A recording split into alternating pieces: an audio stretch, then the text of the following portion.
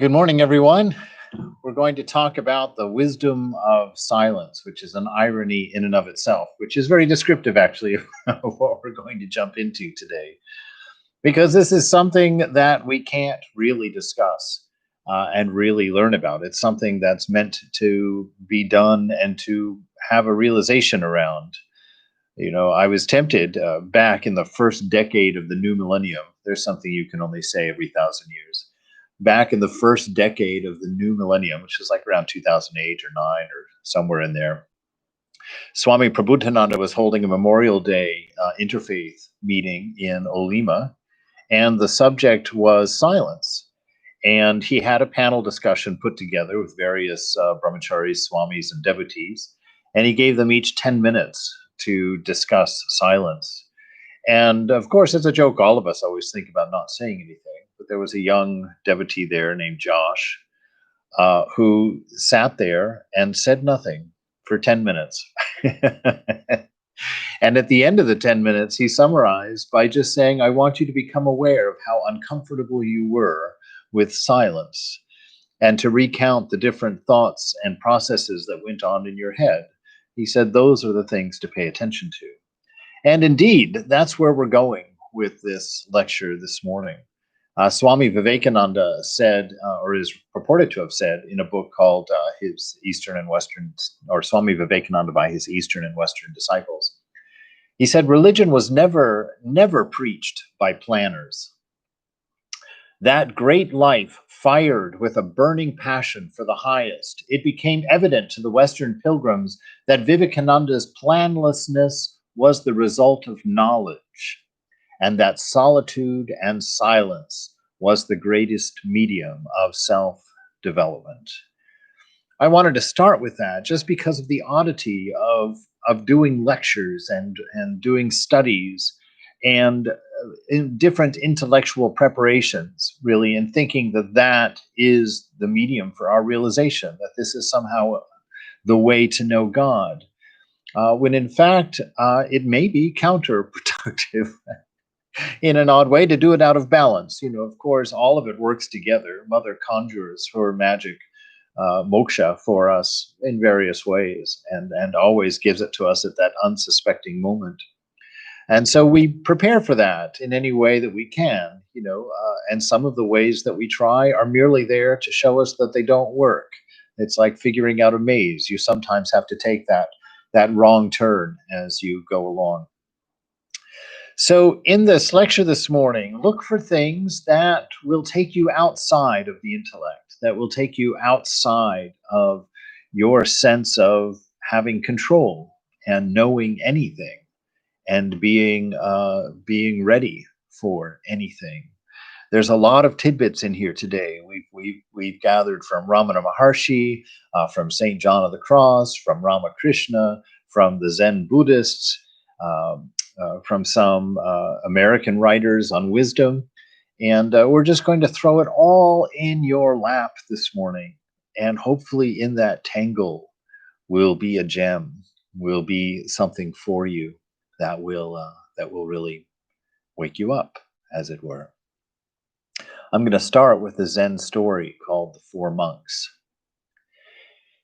The story says that there were four monks, and these four monks decided to meditate for 2 weeks, I think it is. Let's see, yes, to sit in silence for 2 weeks without speaking.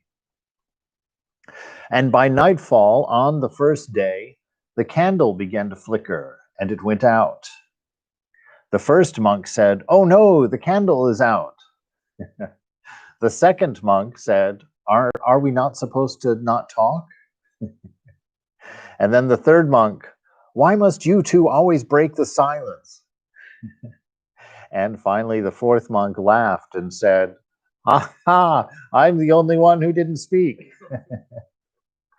So I read that for the first time through and thought it was just a humor piece. It was just a little joke about the difficulties of practice and of controlling ourselves and being silent. But I read it again in Mother's presence, really, and just kind of let it lay itself out. And it betrayed really the four problems that keep us in delusion, that keep us from seeing the divine. That first monk who said, oh, look, the candle has gone out, was someone who was concerning the mind with external conditions, with situation and circumstance.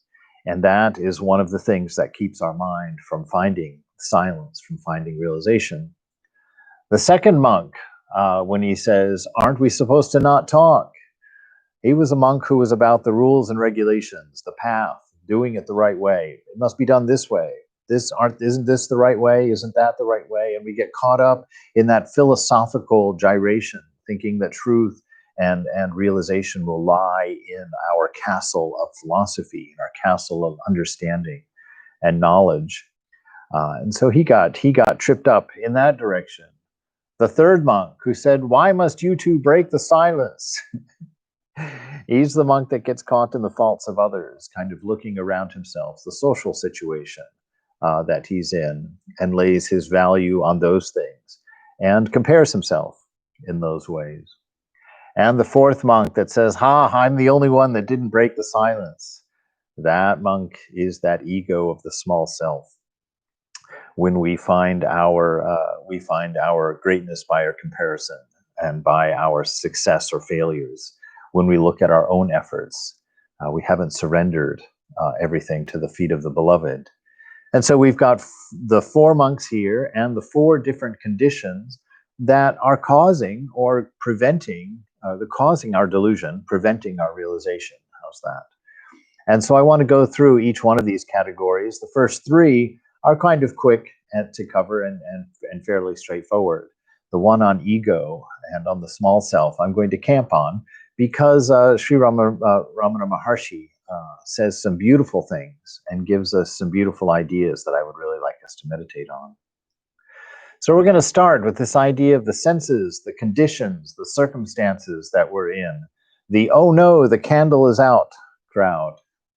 And so I'm going to go to Ramakrishna in the gospel and set a scene that I think is rather ordinary, but provides us with a real insight. It says that the devotees arrived at the main gate at dusk and went straight to Sri Ramakrishna's room. And there they found him seated on a wooden couch, facing the east, with a smile on his face. He was talking of God. Even that's a nice meditation. Just to sit there for a moment and think of the beloved sitting there and speaking of these truths, happy and contented and just doing what he loves the most, just taking care of devotees.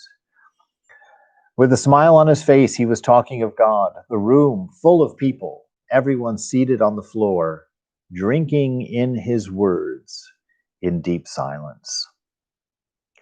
In deep silence. So one of the causes of silence is hearing the word of the beloved. Now, this might be a little bit of a stretch, but the thing that came to mind as I was reading that was this notion that the world is God. This entire experience of being is divine when seen from the proper space. And everything in this experience of being is telling us of the beloved.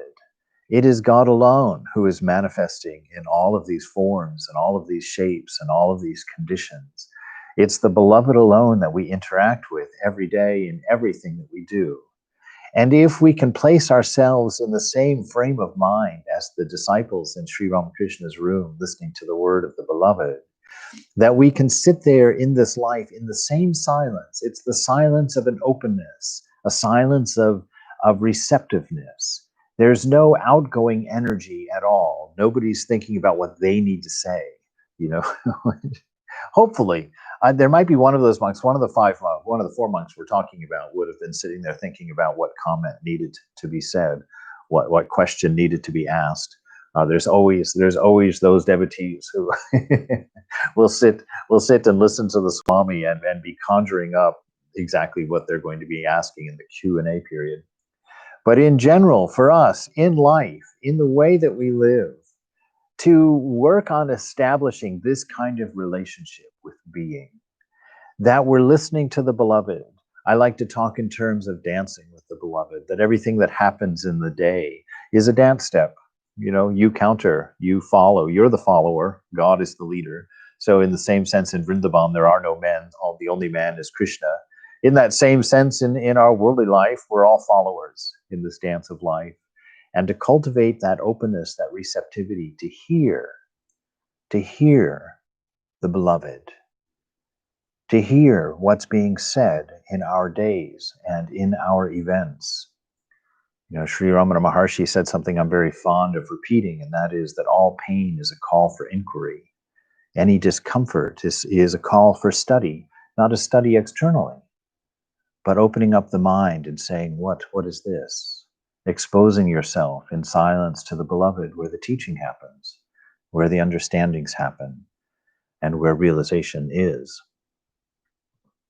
Ramana Maharshi says, sages say that the state in which the I thought, the thought of me, of I, does not rise even in the least, alone is self, which is silence. So he's saying that state where I, the thought of I, the notion of putting you as the experiencer at the center of your universe, the absence of that, having no sense of that I, which is a pure receptivity. There's no outgoing self. There's no will. There's no imposition of desire or discomfort or any imbalance. There's just that openness. He says that is realization, that alone is the self with the capital S. And he says it is silence.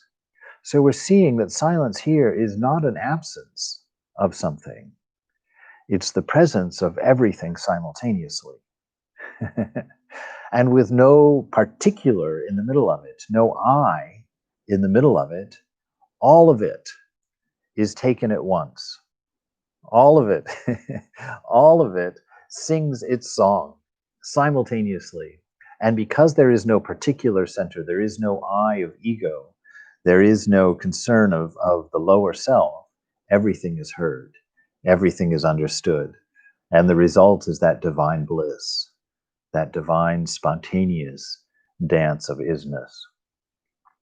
He says that silent self alone is God.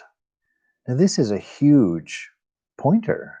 This is a huge, not just a clue, he's just telling you outright that to find that self within you that has no sense of ego, no sense of I, is not a product of thought and thinking, is not a product of feeling, desiring, wanting, or even a satiation, that it's outside of mind by necessity. Now, this is something really to explore, and we're going to talk about this quite a bit this morning, this notion of being outside of mind, this notion of being free, and how to get there, because it's not a place that we live in. It's not a place most of us, maybe all of us, have ever been. And so it's a newness, but there's a lot of clues this morning about what lies there, about this gem that sparkles just at the edge of mind, at the edge of the edge of experience. So he says to us, that this silent self alone is God. Self alone is the individual soul. Self alone is this ancient world. All other knowledge are only petty and trivial knowledge. The experience of silence alone is the real and perfect knowledge. Know that the many objective differences are not real, but are mere superimpositions on the self, which is the form of true knowledge. Now, this could take us into high philosophy. We could really use that as a diving board for some great conversation, but let's keep it simple. Let's bring it down to the level where I like to operate, which is, let's be stupid for a minute and just look at what's being said here. The objective differences are not real. This is an incredibly important statement for getting rid of the sense of I, because who is it that is taking notice of all of the different objective differences? This is the monk that's saying, "Oh no, the candle is out," and it's one of our central delusions, one of our central blocks, is that everything that runs through the mind, that we don't let just run through mind, we respond to it, we identify with it, we store it, we ruminate about it, we build on it. And that sense of I is what God is hiding behind. So we are creating the very screen that the beloved is hiding behind in his silence, by being full of ourself, by looking at every thought that goes through our mind and thinking it's my thought, and looking at every notion that goes through the mind and think it's my notion. You know, that any thought of happiness or contentment goes through the mind and you think it's my happiness, it's my contentment. But it's not. You see, the mind is just an organ. You know, it's just an organ. Like your body secretes sweat, the mind secretes thought.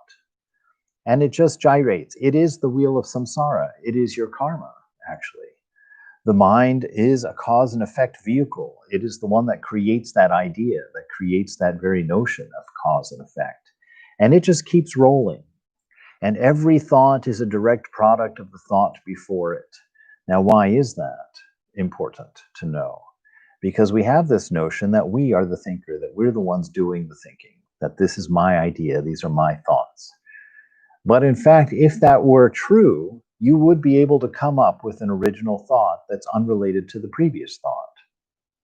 The fact that you cannot create a thought that is not the direct product of the previous thought will show you that the mind has nothing to do with you. It's just rolling down the hill of samsara, just rolling along. And that's the reason that Thakur says you're not the doer, is the fact that the mind and the body are both running of their own accord and will run out their karma of their own accord. It's your holding on to the handlebars of me and mine that keep you on the bicycle and suffering everything that the mind and body has to suffer.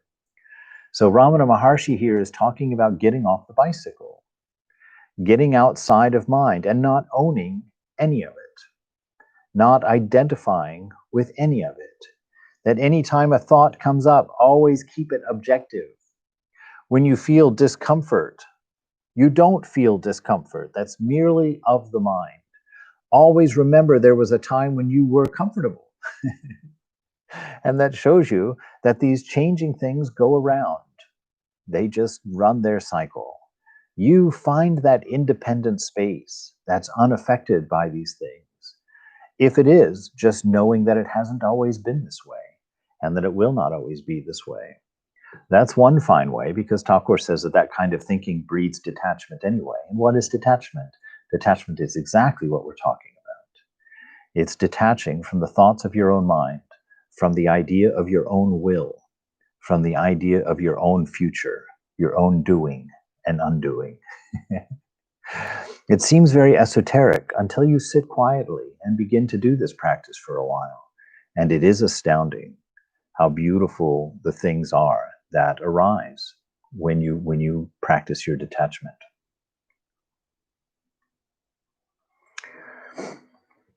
Let's go to this second monk who's worried about, aren't we supposed to not talk? He's worried about all the others. And here Ramana Maharshi is going to give us a very important pointer to the guru, to our teacher. He says the guru is the bestower of silence who reveals the light of self-knowledge, which shines as the residual reality. Now this is interesting. The guru is the giver of your silence, the great teacher.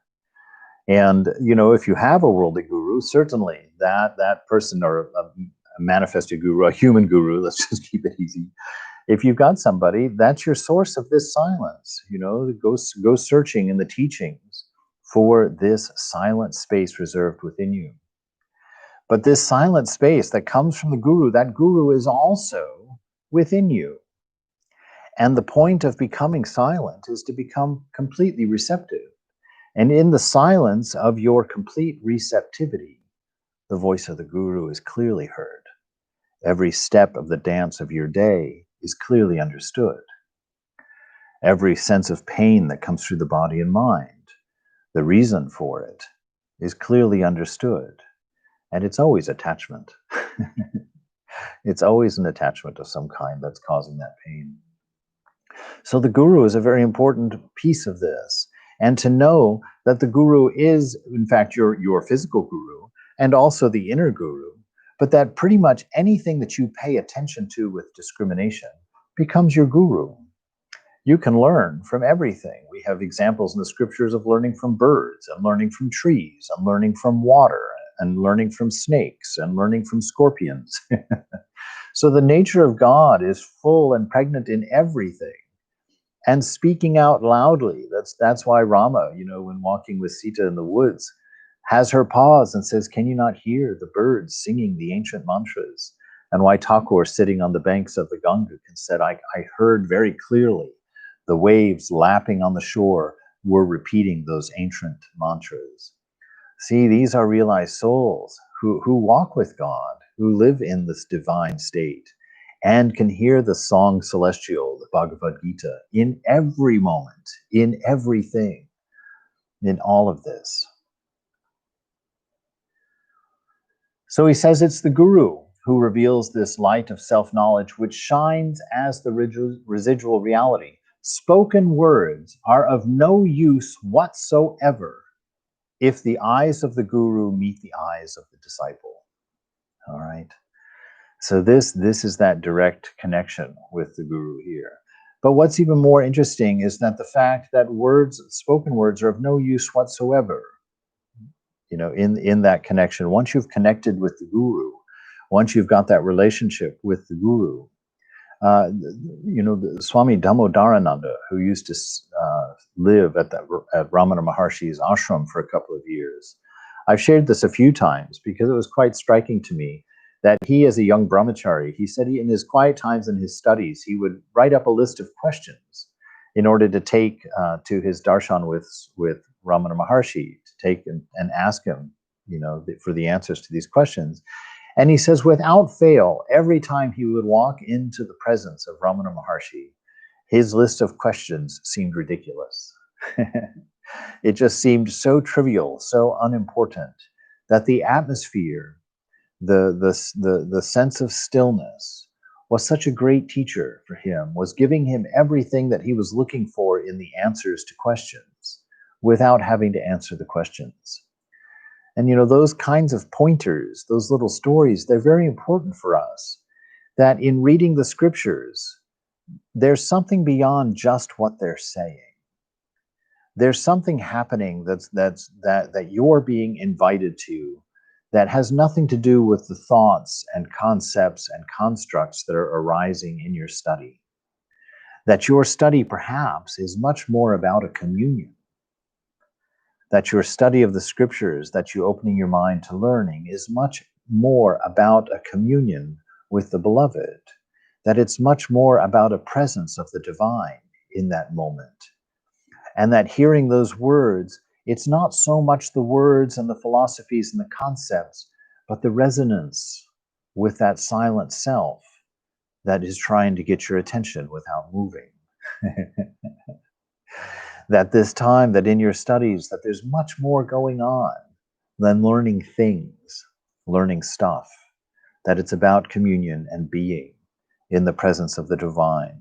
And that should be primary. That should be the primary focus, especially if you're a bhakta. Of course, if you're a jnani, well. Of course, Ramana Maharshi is still talking to the guru in the presence of the guru. So even in that way, that communing is there at certain stages. And so when you sit down to do your studies, and when you sit down to learn your rules and regulations for your advancement, you study your path, know that it's much more about communing, coming to a realization, because your goal is already within you. That which you're hoping will happen has already happened within you. What is time for an infinite and immortal soul? It's just an unfolding. But know that it's already there and borrow on it, which means find your joy in the fact that you know it's there, even if you can't experience it or aren't seeing it clearly or don't even know that it's there. Borrow some of that faith that Thakur talks about. Faith is everything. Borrow some of that faith and begin to even if it's slightly still out of touch for you, because it's only a curtain that is hiding it. It's not a matter of having to find God, having to find truth, or find the beloved. You don't have to find anything. You have to realize something. You have to open to something. You have to dare to trust something. Something that doesn't have a cause, and something that is not an effect, which means it is something not in the mind. Talking about this presence of the Guru and this connection with Guru, Madame Calvé, in her autobiography called My Life, writes of Swami Vivekananda about her visit with him. She says, "I left him deeply impressed by his words and his personality. He seemed to have emptied my brain of all its feverish complexities and placed there instead his clear and calming thoughts. I became once again vivacious and cheerful, thanks to the effect of his powerful will. He did not use any of the hypnotic or mesmeric influences. It was the strength of his character, the purity and intensity of his purpose that carried conviction. It seemed to me, when I came to know him better, that he lulled one's chaotic thoughts into a state of peaceful acquiescence, so that one could give complete and undivided attention to his words."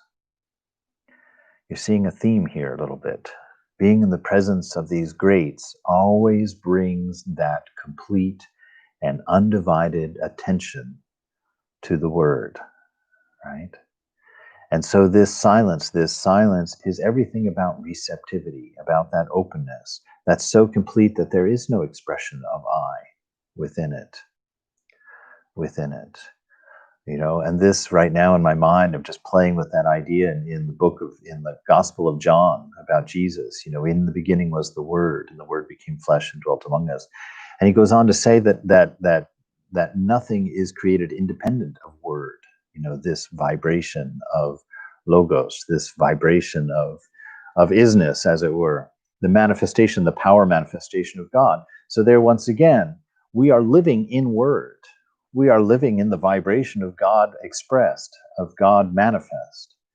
And this is still our goal. We don't need a particular teacher in the room. We don't need a particular point of a speaker in the room. What we need is the undivided and complete attention to learning, to hearing, to opening to the voice of our beloved in whatever form it is coming, to live in that kind of attention, that kind of existence. Of course, in doing that, we're always around each other, in holy company, because this is another pointer of holy company right there, being around people who have that kind of character, being around people who have that kind of spirit and that kind of dedication that they can carry you along. I had that experience with Swami Prabodhananda when I lived with him. I didn't realize it. I was a schmuck. I had no idea.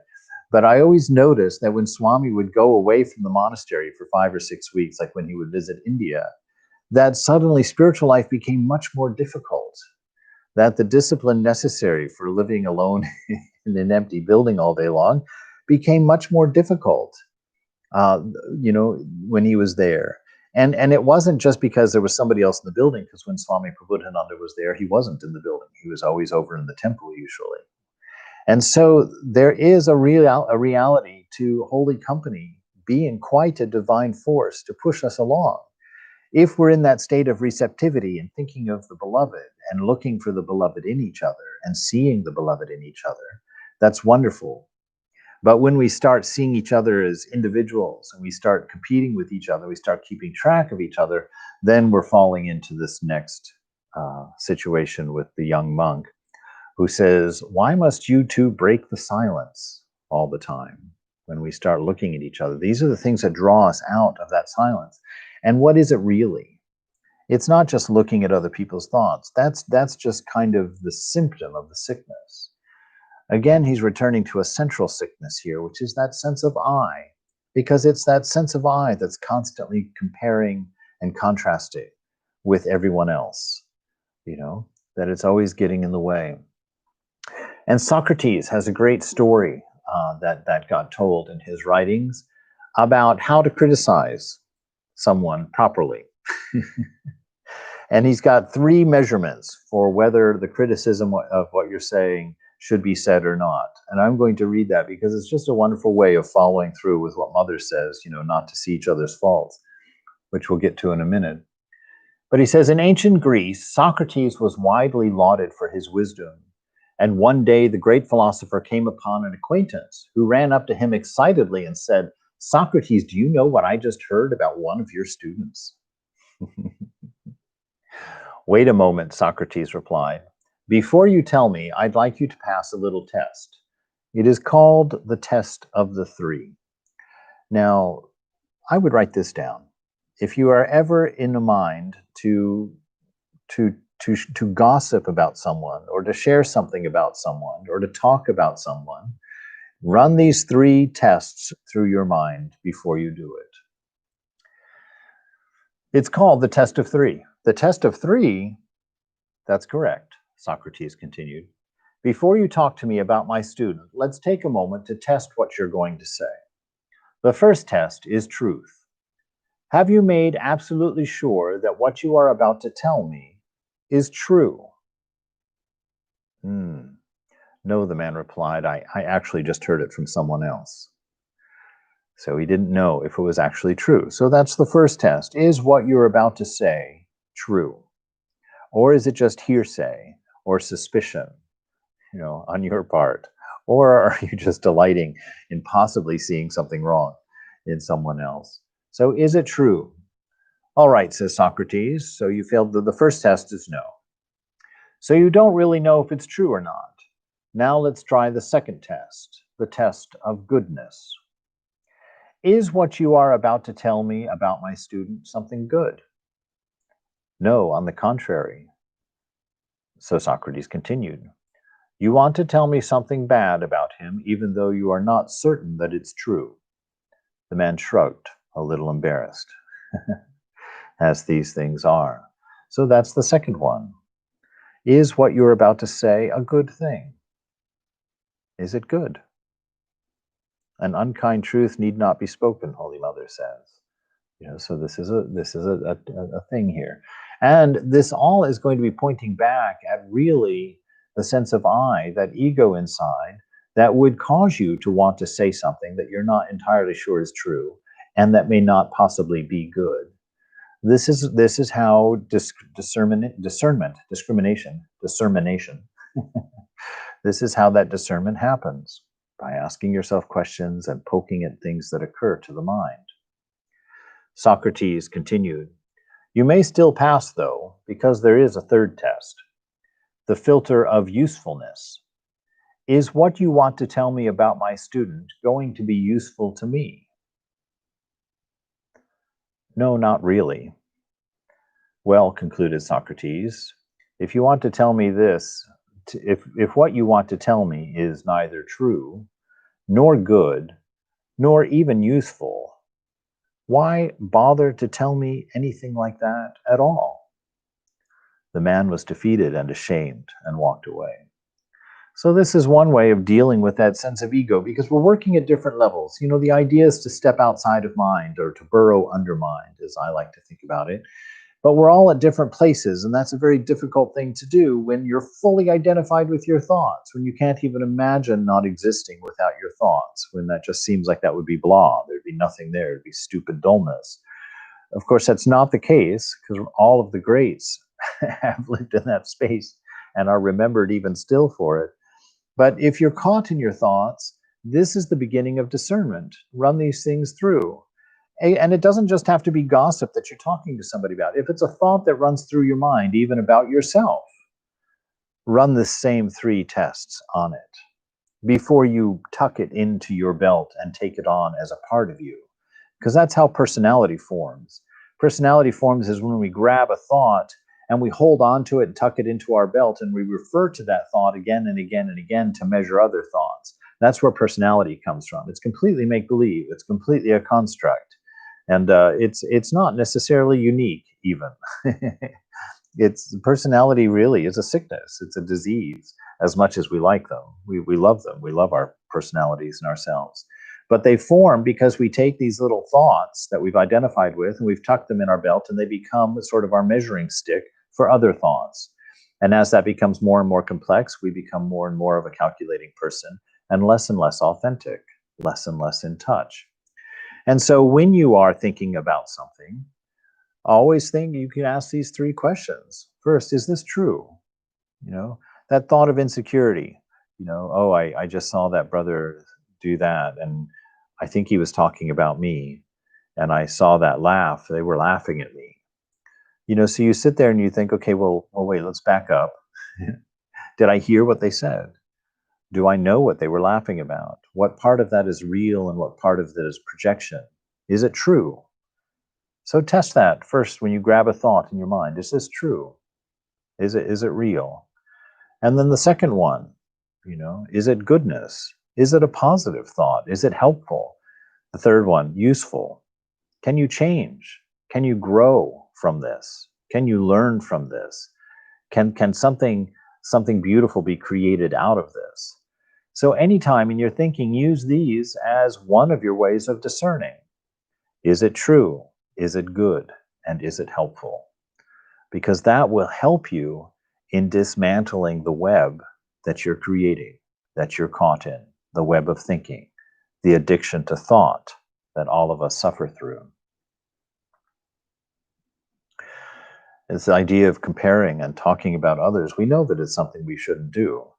And really, all spiritual practice is about becoming aware enough so we can stop doing stuff that we already know we shouldn't do. There's doing good and doing right is not a mystery. It's not something we have to be taught. Why? Because it's our nature. We all know what love is. We all know what truth is. We all know what right is. It's not until you really get yourself worked up in a web of Maya in your own mind that you can't tell the difference between good and evil anymore. It does happen. It does come. If you become completely materialistic in your identity, up will seem like down and down will seem like up. So it is a dangerous place, and that's why we've got scriptures. That's why we've got gurus, and that's why this push toward approaching silence, because like Swamiji says, it is the best medium for spiritual growth, for spiritual learning, for transcending, is that quietness, that reflectiveness. So much truth reveals itself in silence.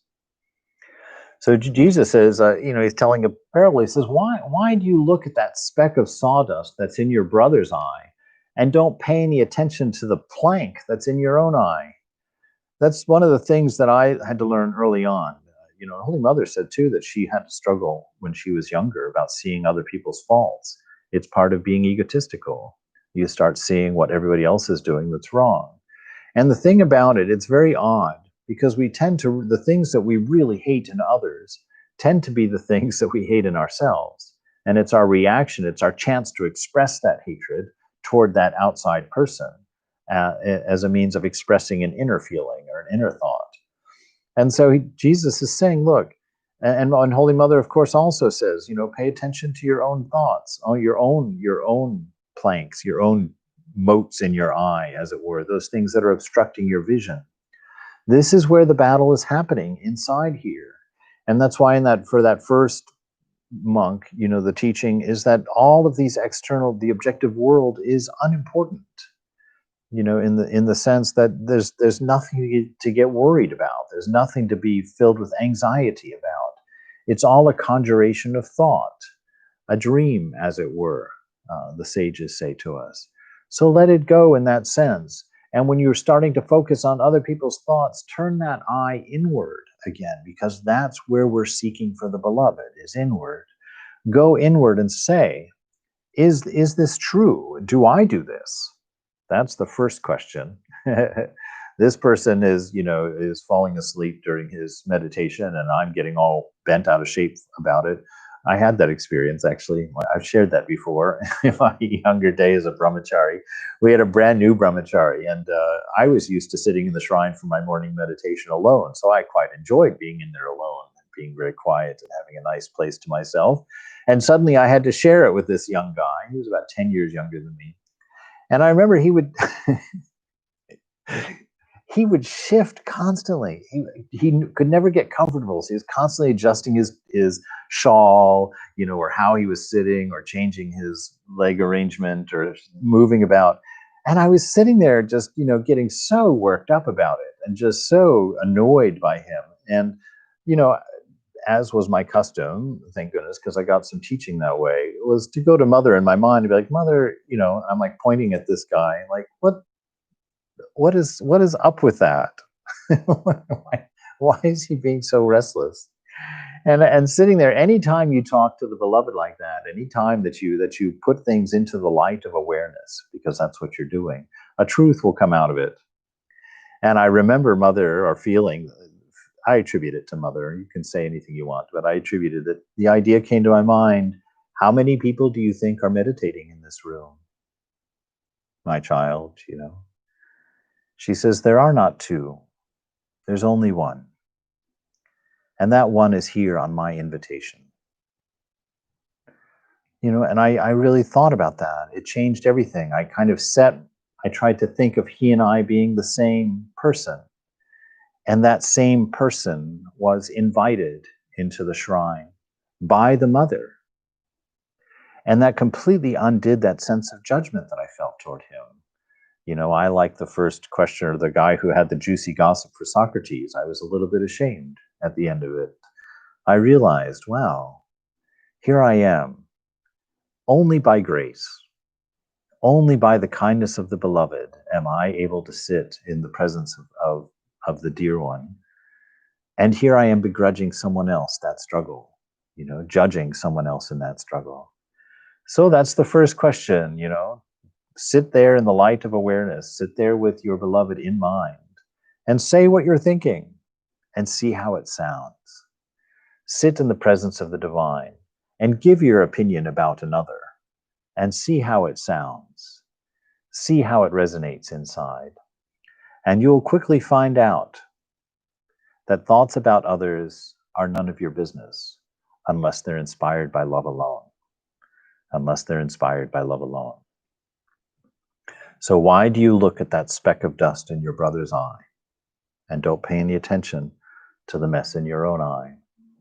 How can you say to your brother, let me take the speck out of your eye, when all the time there is a plank in your own eye?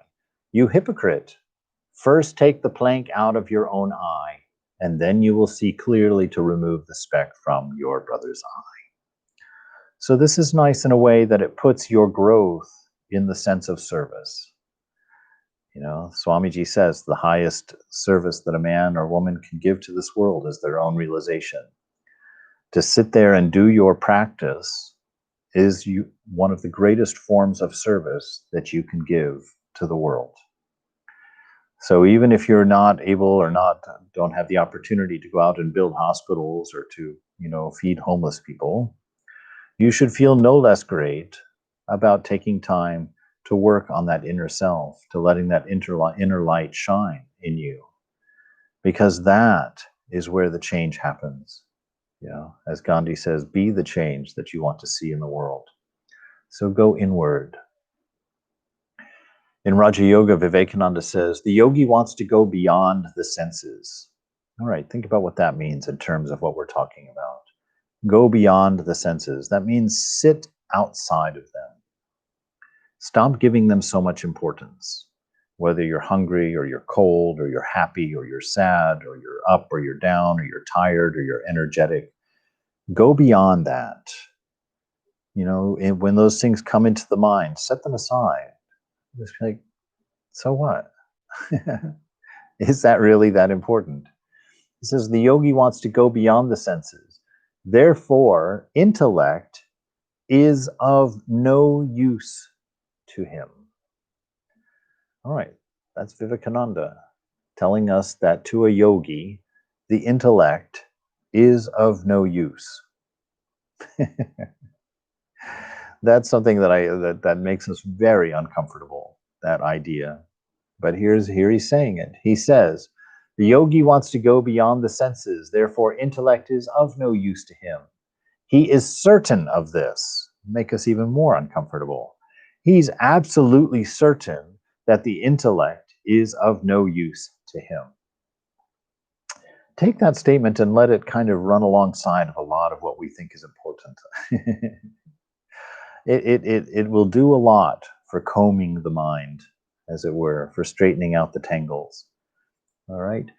So the yogi is perfectly certain that the intellect is of no value, is silent.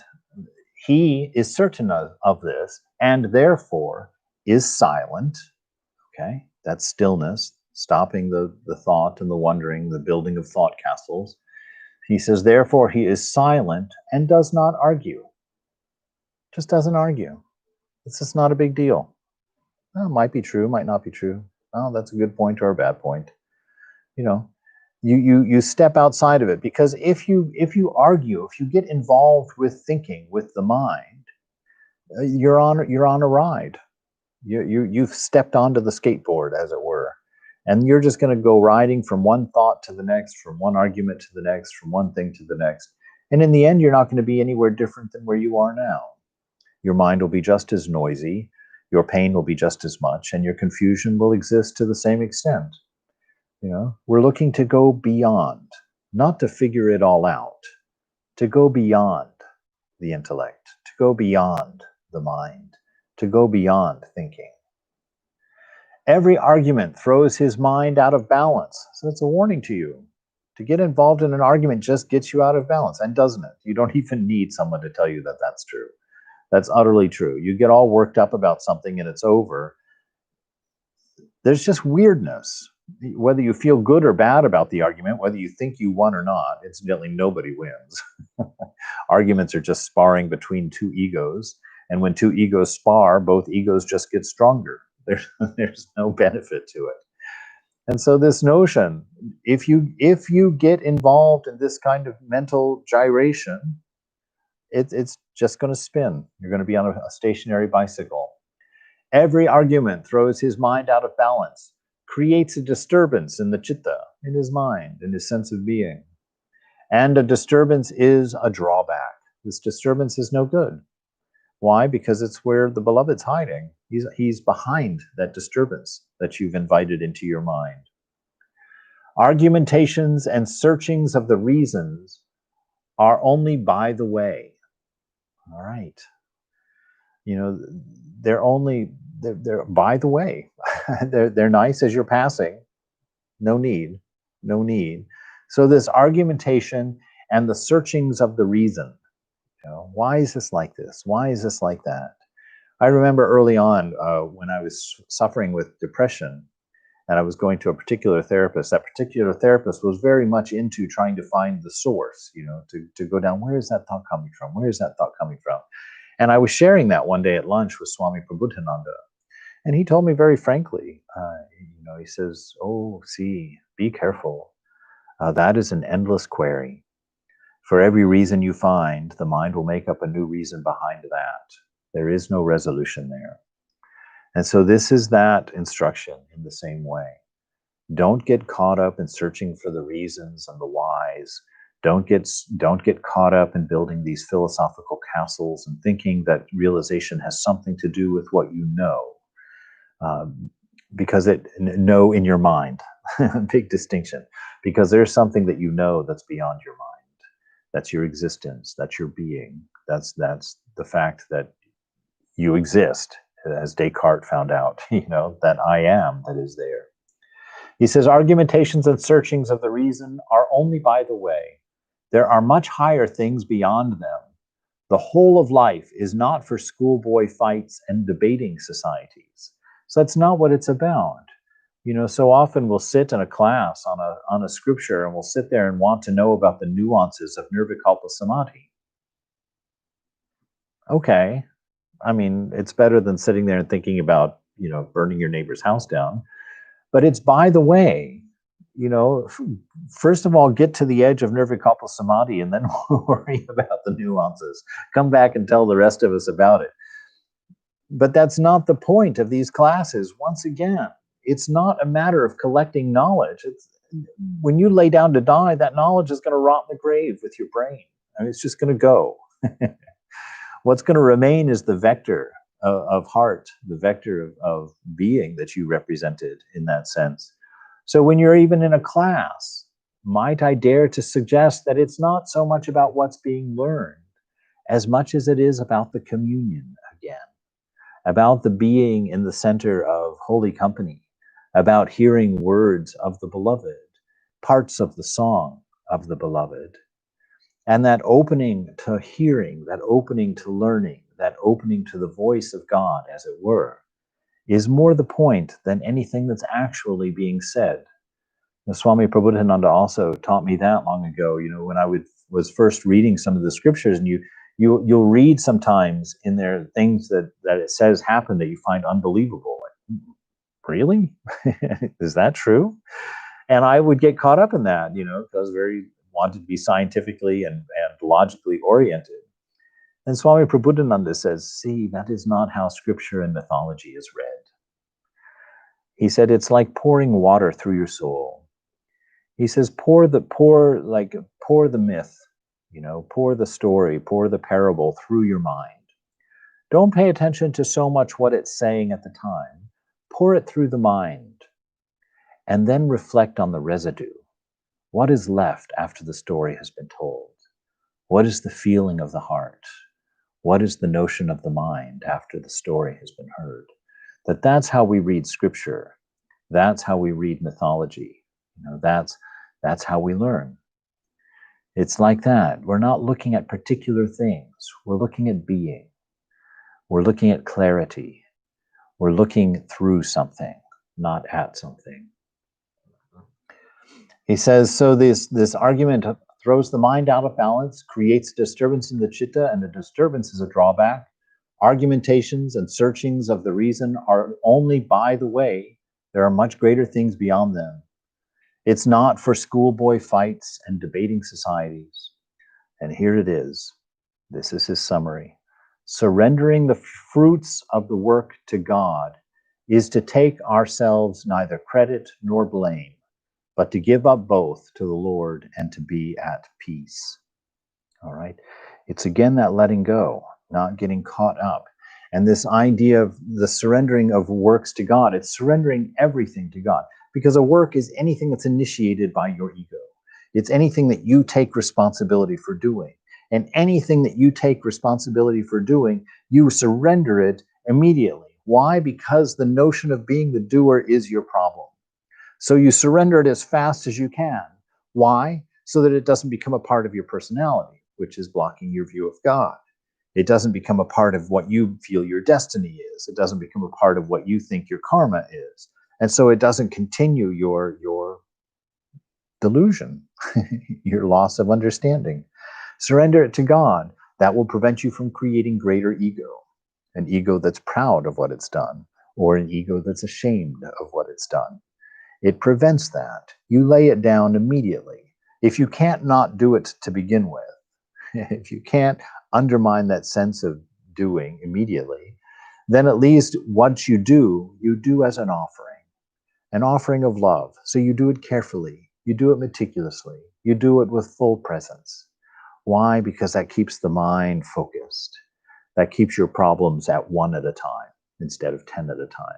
And it'll help you understand and help you see more clearly, ultimately, and be able to lay it all down so that you can have that inner peace, so that you can have that inner freedom, that you won't be caught in the insecurity of what it is to be a big ego that constantly needs feeding, that constantly needs approval, that constantly needs some kind of action or some kind of something to keep it afloat.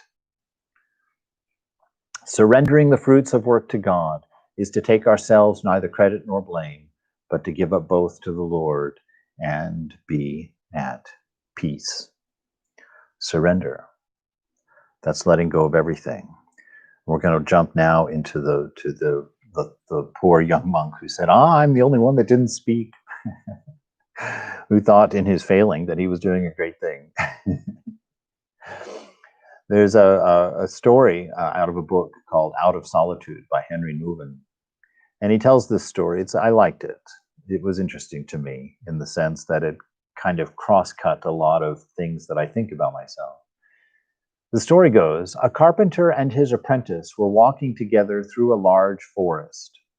And when they came across a tall, huge, gnarled, old, beautiful oak tree, the carpenter asked his apprentice, do you know why this tree is so tall, so huge, so gnarled, so old and beautiful? The apprentice looked at his master and said, no, why? Well, the carpenter said, because it is useless. If it had been useful, it would have been cut long ago and made into tables and chairs. But because it is useless, it could grow so tall and so beautiful that you can sit in its shade and relax. Now you think, what an odd thing. Where are we going with this? This is how I took it this week when I read this story. You know, we imagine we have a role to play in this world. We imagine that we have a destiny. We imagine that there's some kind of important thing that we have to do, whether it's on a daily, momentary, or lifelong basis. We always have this egotistical idea that there's a something should be out there for me to accomplish, to do, to be, whether it's to please our parents with good grades, whether it's to get a great job so we're respected in the community, whether it's to build a hospital so that we can serve humanity. All of us have this notion that there's something useful about us, something that's important about us. And I thought, what a beautiful idea to accept your uselessness. That might seem harsh, and it might be harsh, I don't know, but it's a reality. How many people die every day, and how much of the world really cares? How much of a difference does it make? Even those who have name and fame, for how long? And of what nature is it? Who cares? You know? So that sense of surrender this idea of your own importance. Surrender this idea of your own accomplishment or destiny, as it were. Be useless. If you're useful, well, then you get caught up and used by Maya. You'll get that job, you'll get those responsibilities, you'll get that money. And in that, you will not be allowed to grow big and beautiful and gnarled and old.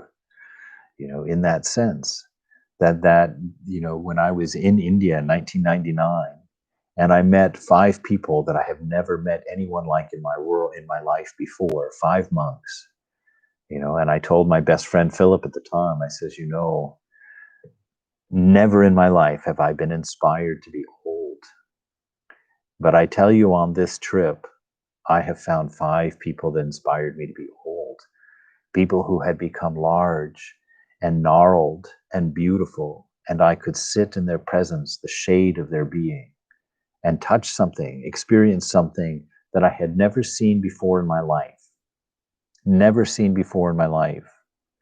And when I ultimately became a monk and had to go out and do my begging for food, when I first took my sannyas, how many times in that first day was I told by people that I was begging for food how useless it was? Why don't you go do something meaningful with your life? What is this walking around begging for food? Pay your own way. I was told that. Why are you useless? And here I understand why I'm useless.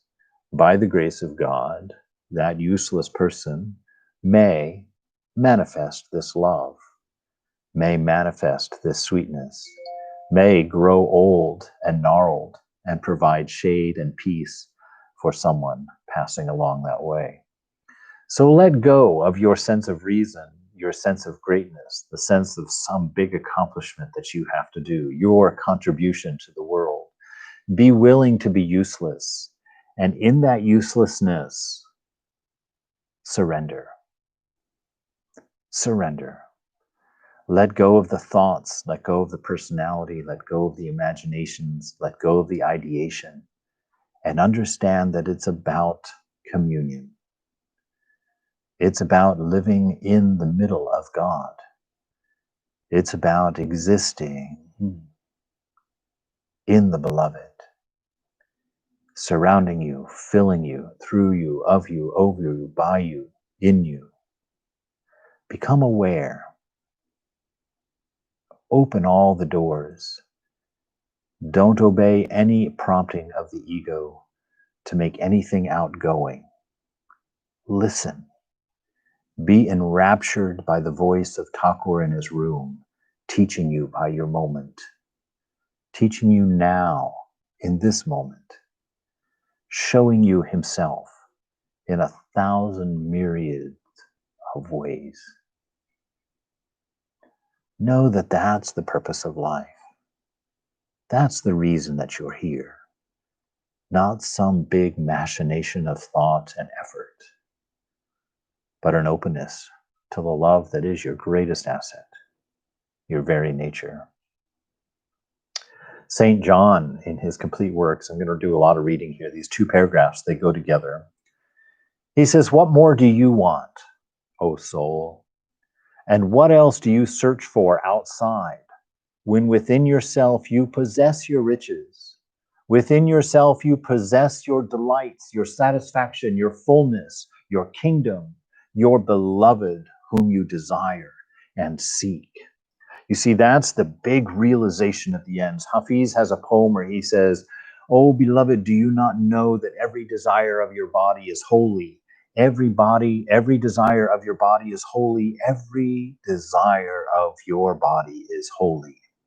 And you begin to think, oh, that means I can do whatever I want. The desires of my body are holy. He's saying, no, because you haven't realized yet that every desire is holy. Why is every desire holy?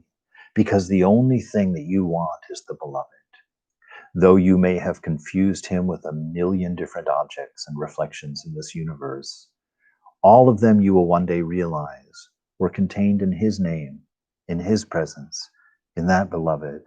And knowing that releases you from this horrible bondage of having to create it, of having to build it. So what do you want, O soul? Why are you searching outside for all of these things that you know lie within yourself? Your beloved whom you desire and seek. Be joyful and gladdened in your interior recollection with him. So invite him, understand that the beloved is there, just like Thakur was in that room, and be enthralled with that presence. Open yourself up to the wonder of that, which is being manifested to you by your very existence, by your very ability to think, your very ability to relate, your very ability to anything, is the presence of God within you. Open to that awareness. Stop using it to build and think and construct, and become aware of it and be marveled, be amazed, be full, be excited, be loving, for crying out loud, in the presence. He says, be joyful and gladdened in your interior recollection with him, for you have him so close to you. That's realization. God never gets any closer. He is already with you. He says, desire him there, adore him there. Do not go in pursuit of him outside yourself. You will only become distracted and wearied thereby, and you shall not find him or enjoy him more securely or sooner or more intimately than by seeking him within you. There is but one difficulty. Even though he does abide within you, he is hidden. Nevertheless, it is vital for you to know his hiding place, so you may search for him there with assuredness. And this, soul, is also what you ask, when with affection of love you question, where have you hidden? So your tool for bringing out the beloved is the love that you have for him or her. And to ask with that love, where are you? Where have you hidden? You know he is within you, and you can live accordingly in the great joy of knowing that. You have it already within you. You can borrow on that joy. You can build on that joy, and that love will grow in that joy. And with that love, you turn to the beloved and say, where are you? And in that love, he cannot resist, cannot turn away. Yet you inquire, since he whom my soul loves is within me, why don't I find him or experience him? The reason is that he remains concealed, and you do not also conceal yourself. Now, this is that reference to what Ramana Maharshi is talking about. It's your personality. It's your addiction to thinking. It's your will that's owned only by you that prevents you from seeing the beloved. You have not concealed yourself. You have not found yourself useless. You have not surrendered all that you have, and so you cannot see him. If you want to find a hidden treasure, you must enter the hiding place secretly. And once you have discovered it, you will also be hidden, just as the treasure is hidden. If the treasure is hidden and you found it, then you're in the same hidden spot the treasure was, right? And if that treasure is hidden in selflessness, if that treasure is hidden in humility and surrender and freedom, then you will be there also when you find it. So you must get in the same hidden place that this treasure exists in order to find it. Since then, your beloved bridegroom is the treasure hidden in a field for which the wise merchant sold all of his possessions to buy. And that field is your soul. So yes, the story in the Bible in Matthew is that this merchant finds out that there's a treasure built in a field or buried in a field.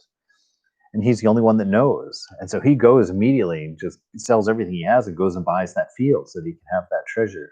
You see, that's the giving up of everything that you have, the giving up of any sense of an individual self so that you can have the treasure. Give it up. That's renunciation. Discrimination will make it easy. Discernment will make it much easier when you realize how worthless all these other things were. Why? By recognizing their temporariness. By looking at your thought clearly and asking, is it true? Is it true? And then asking yourself, is it good? And then asking yourself, is it useful? Is it helpful to me? So in that sense, will it last? Will it last? Because you are immortal. That which fulfills you has to be immortal. So if the thing that you're temporarily distracting yourself with isn't immortal, put it down. It's useless to you. You'll only be back there again in a short time. And that cycle of going back again and again and again and doing the same things again and again and again and getting hungry again and again, that's the wall behind which the beloved is hiding. That is your delusion. So stop it. In order to find him, you should forget all of your possessions and all creatures and hide in the secret inner room of your spirit. And there, closing the door behind you, which is your will to all things, you should pray to your Father in secret. Remaining hidden with him, you will experience him in hiding. That is, in a way transcending all language and all feeling. There it is. There's a few things in here. He says, 1, forget all of your possessions. All right? How many times have you been told to do that? So do it. Forget your possessions. They're meaningless. Nobody cares. Forget your possessions. And then he says, and all creatures. What are creatures? They are created things. Anything created, anything manifested, forget it. It's temporary. It comes and it goes. It's a blip. Let it be a blip. Don't try to hold on to it. And hide in the secret inner room of your spirit. The inner room, go within. There's an entire universe within you. Most of us have no idea. We go in there and we find nothing. We just find darkness and quietness. No. There is an infinite world within you. The name of the beloved itself is welling up from that place. Find it. Go there. Close the door behind you, which means all of your will, all of the big plans for your life, all of the things you want to do, that you need to have, that you need to accomplish, that you need to learn, that you need to think, that you need to wear, that you need to eat, that you need to visit, that you need to understand, that you need to study. Let it all go. It is not in the mind. That which you seek is not in your mind. It can only be seen when the pond of your mind is still. He says, go find your spirit there with the door closed behind you. Pray to your Father in secret. When things are done in secret, that means there's no benefit to ego. There's no benefit to ego, and so ego will starve to death. Ego will starve to death. Don't do your religion out for everybody to see.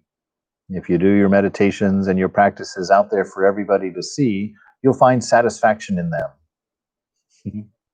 And that satisfaction will be sitting between you and your beloved.